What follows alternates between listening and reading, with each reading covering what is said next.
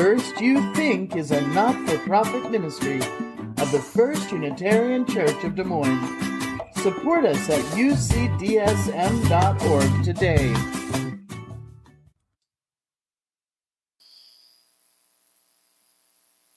Do I contradict myself? Very well, I contradict myself. I am large. I contain multitudes. So goes Walt Whitman's Song of Myself. I would like to contend we are all vast, complicated beings who contain multitudes.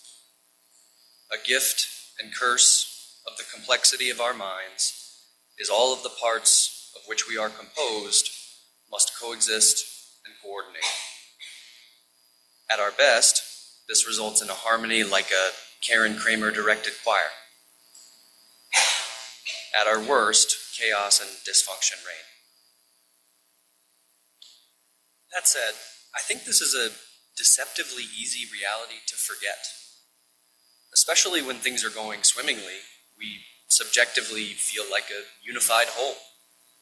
One being pursuing our goals and meeting our needs. Typically, it is in struggle that our internal diversity becomes apparent.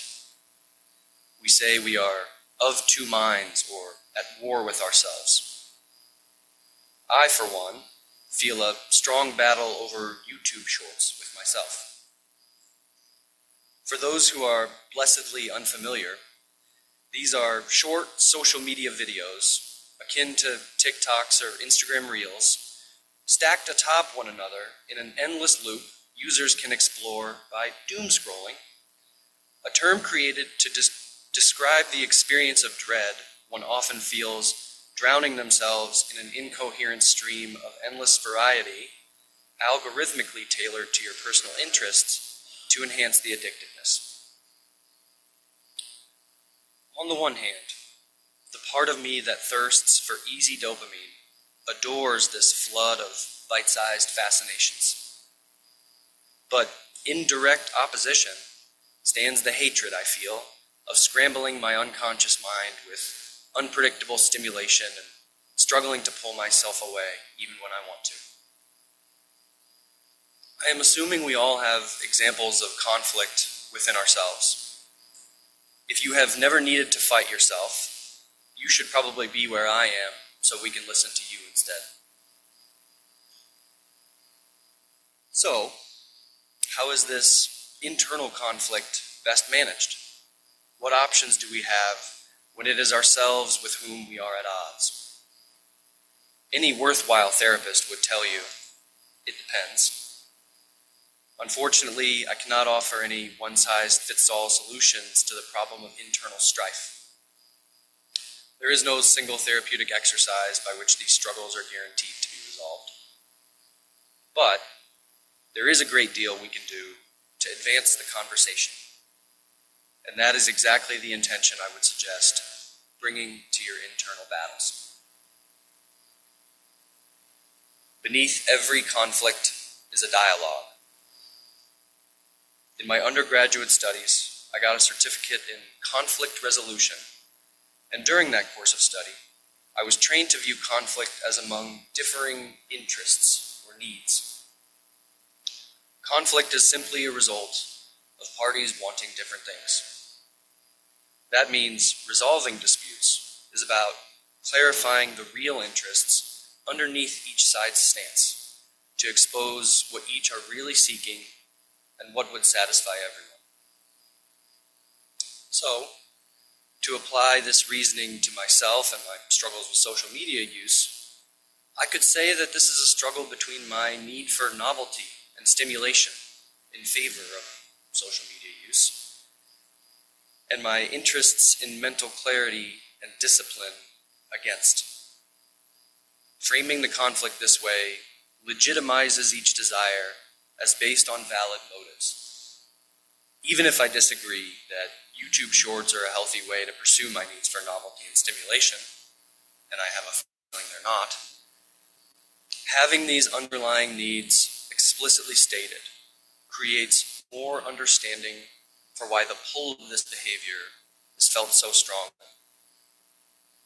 and recognizing my investment in a clear head, self-control, humanizes my self-criticism of my social media use as driven by wholesome intentions, rather than my simply being a critical jerk, as the rest of me may accuse.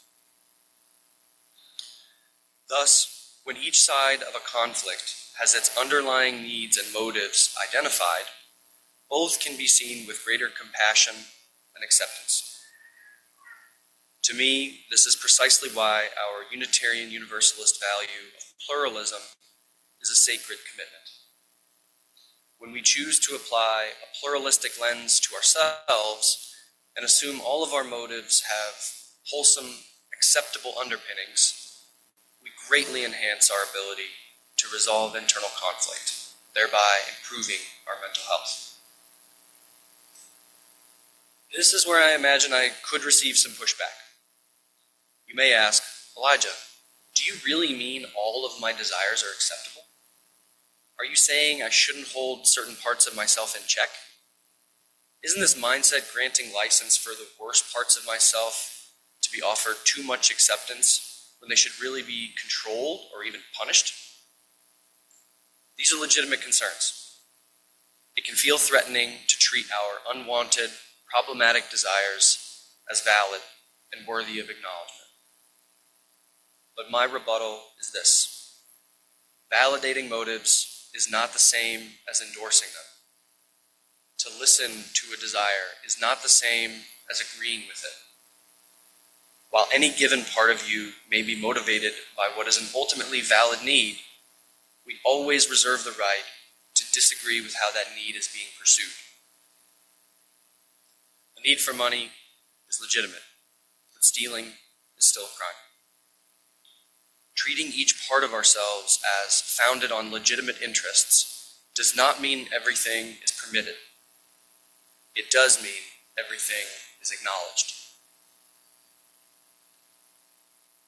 To paraphrase William H. White, the greatest threat to communication is the illusion it has taken place.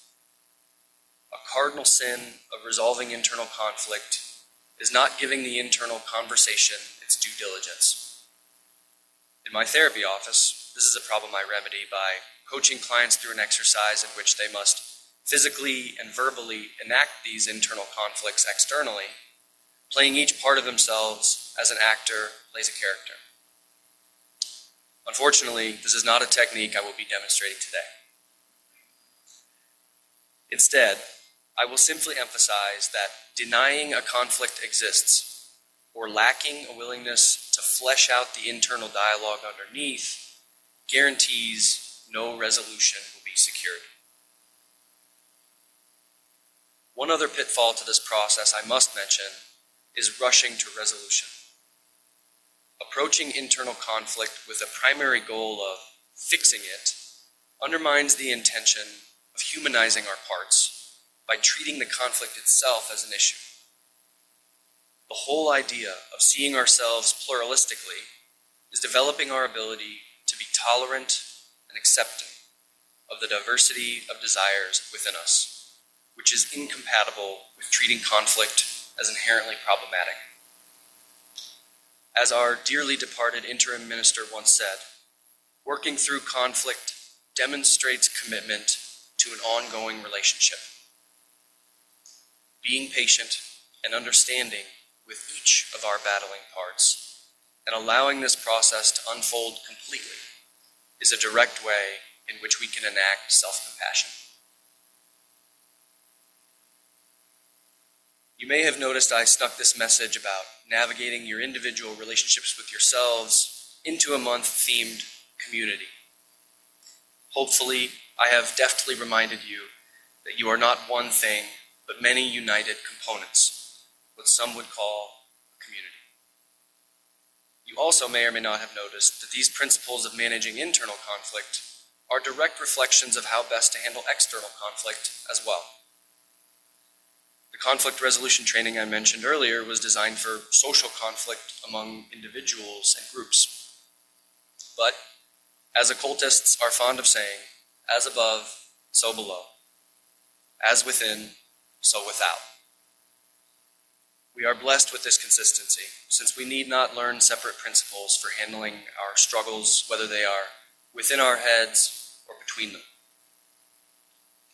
The task, I believe, is remembering the tapestry of distinct but connected threads of which we are composed, and growing spiritually in our ability to treat each of our parts with the inherent worth and dignity they deserve.